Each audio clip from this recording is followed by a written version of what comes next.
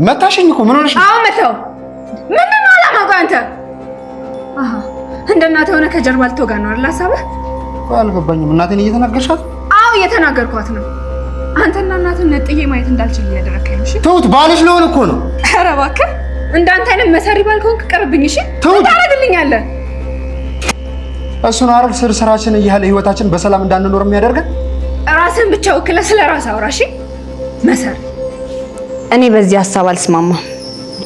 አንቺ ልጅ ነሽ፣ እዚህ መሀል አትግቢ። እማዬ ሲመጣ የሚያዝንበትን ነገር አታድርጊ። እኔም በዚህ ሐሳብ አልስማማም። ግን ደግሞ አልስማማም ማለት እዚህ ቤት ላይ መብት አለኝ ማለት አይደለም። ቆይ አንተ ከኔ ራስ ላይ ለምን አትወርድ? እኔ ፉክክር ላይ አይደለሁም። ብቻችንን እናውራ። ይቅርታ፣ እኔ ካንተ ጋር ምንም የማወራው ነገር የለም። እኔ ግን አለኝ። አይውልህ፣ እኔ ካወራው የሚቀድመኝ እጄ ነው። እባክህን አታስቸግረኝ። ምንም ማስታወስ ስለማትቺ የሴራው ባለቤት ሲያደርግሽ ገርሞኝ ነው። የሴራው ባለቤት ሊያደርግሽ? ወይ ካልሆነ ወደ ቤቴ ልሂድ። ይሄ እኮ ነው ትክክለኛ ቤትሽ። ቆይ ውርስሽን ለባዳ ሰተሽ ልትሄጂ ነው? ስንት ዓመት ሙሉ እዛ ቤት መኖርሽ ራሱ ያንገበግበኝ። እና ምንድነው ነገሩ?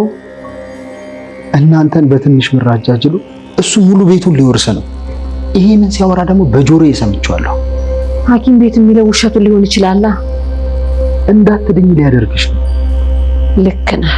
እኔ ግን ያልገባኝ ቆይ ለምንድን ነው እንደዚህ ክፉ መሆን የፈለከው? በጣም አበዛው። እሺ ሰውዬ ሙሽርነቱን ትተህ ወደ መቃብር መሄድ አምሮሃል መሰለኝ።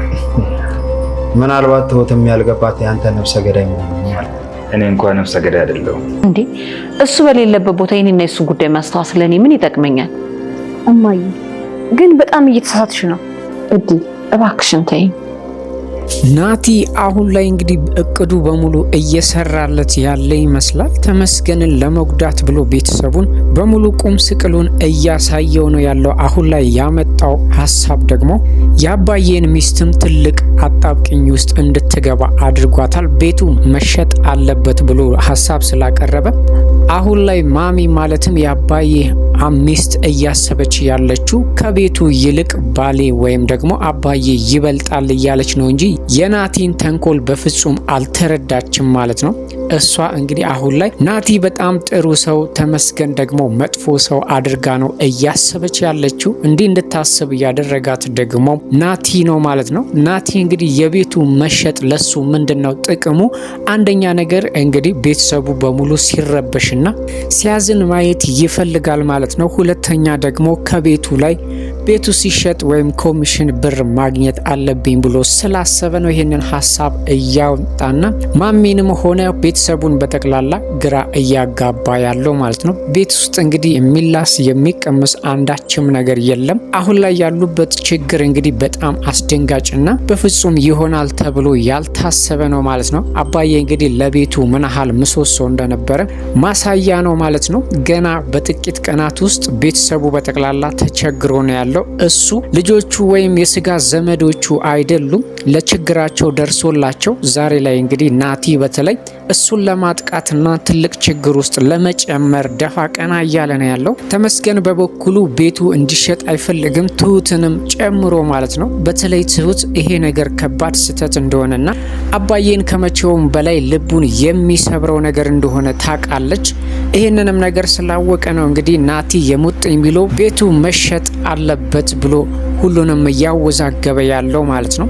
የአባዬ ሚስትም እንግዲህ እንደ ባል ለባል እንደ ማዘኗ ከባሌ ይልቅ ቤቱ አይበልጥብኝም፣ ስለዚህ ተሸጦ እሱ መፈታት አለበት የሚል ሀሳብ ነው እንጂ የያዘችው ቤቱ በመሸጡ አባዬ ምን ያህል ሊጎዳ እንደሚችል ትሁት በተደጋጋሚ ብትነግራት ራሱ ማመን አልቻለችም። በዛ ላይ ደግሞ ከናቲ ጎን መቆም ነው የፈለገችው። ናቲ ያሳመነበት መንገድ እንግዲህ ሁሉ ማንኛውም ሰው ሊያምን የሚችል ነው። እነሱ የሚቃወሙት ምናልባትም ከዚህ ቤት ላይ ጥቅም ስለሚፈልጉ ነው። ስለዚህ ቤቱ መሸጥ አለበት የሚለውን ሀሳብ ራሱ ሲሰሙ አይስማሙም ብሎ መጀመሪያ ላይ አስቀድሞ ስለነገራት ይህንን ነገር ማመን አልቻለችም ማለት ነው። እንግዲህ ተመስገንን ራሱ እንደ ጥላት ነው እያየችው ያለችው። በዛ ላይ ሕክምናዋንም አልታከምም ብላለች። ምክንያቱም ናቲ ተመስገን ሊጎዳሽና አሳክምሻለሁ እያለ ትልቅ ችግር ውስጥ ሊጨምርሽ ነው ብሎ ስላስፈራራት አሁን ላይ እንግዲህ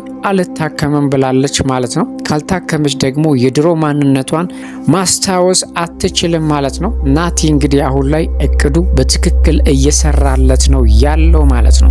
ትሁትም የናቲን ማንነት ሙሉ በሙሉ አውቃለች። ሁሉን ነገር እያወቀች እንዳላወቀች መሆን ፈልጋ ነበር፣ ግን ደግሞ ትዕግስቷን ስላስጨረሳትና አሁን ላይ እያደረገ ያለውን ነገር መቋቋም ስላቃታት ፊት ለፊት ሄደ የሚያደርገውን ነገር ማቆም እንዳለበትና እሱም ከናቱ እንደማይለይ ክፉ ሰው እንደሆነ ደጋግማ እየነገረችው ነበር ማለት ነው። በፍጹም ያልጠበቀውንና ያላሰበውን ነገር ነው ከትሁት ያገኘው ማለት ነው። ትሁት እንግዲህ አሁን ላይ የናቲን ማንነት በትክክል አውቃለች። እንግዲህ ልቧ በሙሉ ወደ ተመስገን የሚሆን ይመስለናል ማለት ነው። በዛ ላይ እንግዲህ ብዙ ሰዎች ተመስገንን ነው እየመረጡላት ያለው። እድልም በተቻላት መጠን ተመስገን ከናቲ በጣም በጥፍ እንደሚሻልና በጣም መልካም ሰው እንደሆነ እየነገራቻት ነው። እድል በእርግጥ ተመስገንን ትናንትና ነው የምታውቀው።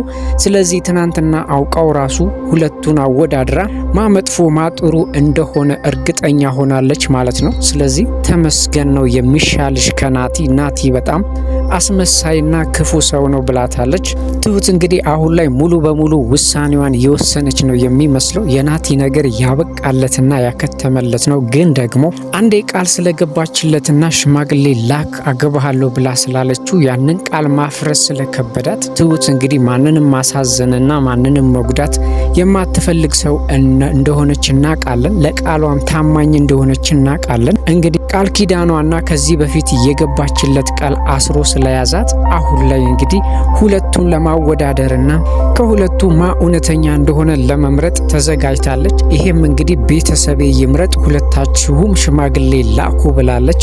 ተመስገን ደግሞ እሱን እንደሚቀበሉት እርግጠኛ ነው ማለት ነው። በዚህም በደስታ ነው የተስማማው። በዛ ላይ ትሁት ደግሞ ተመስገንን ይቅርታ እስካሁን ድረስ ስላደረግኩህና ስለበደልኩህ ነገር በሙሉ በጣም ይቅርታ አድርግልኝ፣ አንተን ለመረዳትና አንተን ለማወቅ ጊዜ ፈይቶብኛል፣ ይቅርታ አድርግልኝ ብላ አስደስተዋለች ማለት ነው። በእርግጥ ተመስገን አሁን ላይ ትሁት ምርጫዋን ትምረጥና የራሷን ህይወት ትኑር ብሎ ውሳኔውን ከወሰነ ቆይቷል ማለት ነው። ይሄም ውሳኔ እንግዲህ ትክክል እንደሆነና ትክክለኛ ውሳኔ እንደወሰነ ማሳያ ነው ማለት ነው። ምናልባትም ከዚህ በፊት እንደሚያደርገው በጉልበት ሁሉንም ነገር ማድረግ ቢሞክር ኖሮ ዛሬ ላይ ምናልባት ትሁት ይቅርታ ልትጠይቀውም ስለሱ ልታስብም ልትጨነቅም አትችልም ነበረ።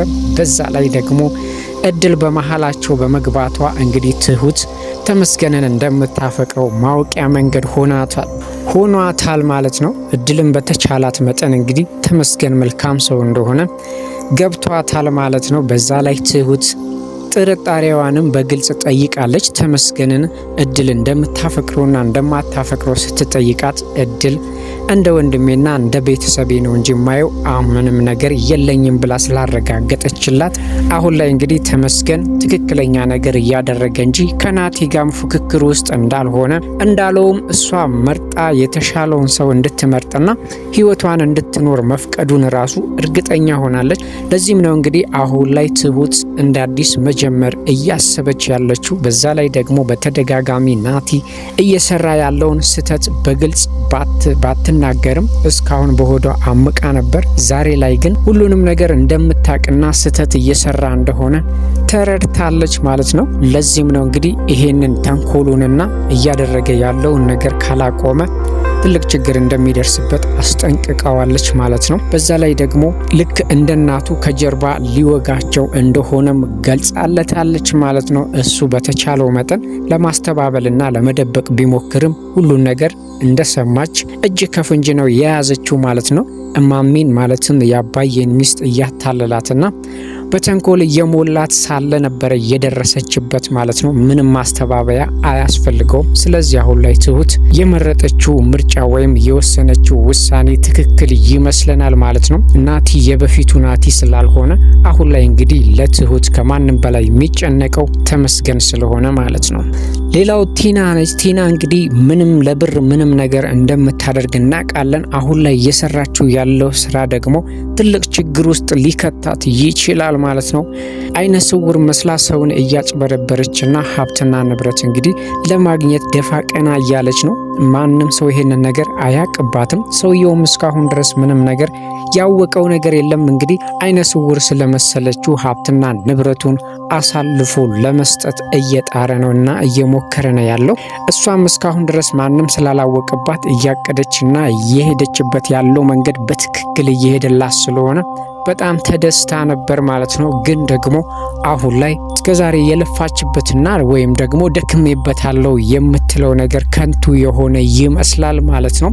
ሰውየው ሄዷል ብላ እንግዲህ መነጽሯን አውልቃ በእግሯ በስነ ስርዓት እየተራመደች እያለ አይቷታል። ምናልባትም እሷ የምትለው ነገር አታጣምና የሆነ ምክንያት ፈጥራ ካላታለለችው በስተቀር ቲና እየሄደችበት ያለው መንገድ የተበላሸባት ነው የሚመስለው። በዛ ላይ የአባዬን ሰው መቅጨትና መታሰርም ሰምታለች። ናቲም እንግዲህ የተንኮሉ ተባባሪ ሊያደርጋት እያሰበ ነው ያለው። በእርግጥ አባዬ ላይ ከእንግዲህ በኋላ ተንኮል ላለመስራት ቃል ገብታለች። እንዳለችው ወይም ደግሞ እንደ ቃሏ ከተገኘች ምናልባትም የአባዬን ቤት ከመሸጥ ልታድነውና ናቲንም ትልቅ ችግር ውስጥ ልትጨምረው ትችላለች ማለት ነው።